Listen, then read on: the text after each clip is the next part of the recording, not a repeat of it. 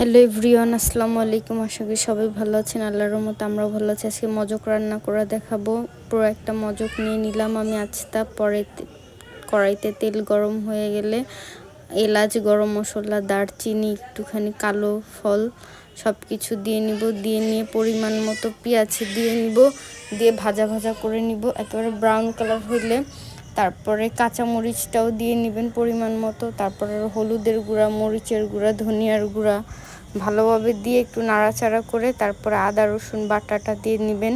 আর যে যেই পরিমাণের ঝাল খায় সেই পরিমাণের মরিচের গুঁড়া দিবেন। আমরা একটু ঝাল বেশি খাই, তাই একটু সব কিছুতে ঝাল বেশি দিই। আর এই যে পুরো আস্তা মজকটা দিয়ে নিলাম। দিয়ে এখন এটাকে ঝুরো ঝুরো করে ফেলবো। আর টুকরো করে কেটে দিলে একটু সুবিধা হয়। আমি টুকরো করে কাটিনি, আপনারা টুকরো করে কেটে নেবেন। আর এইভাবে সুন্দর করে হাত দিয়ে মজকটা নাড়াচাড়া করে নেবেন।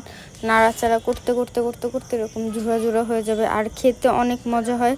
সবাই প্লিজ আমার ভিডিওটা লাইক কমেন্ট শেয়ার করবেন আর ফলো দিতে ভুলবেন না। আল্লাহ হাফেজ, ভালো থাকবেন সবাই।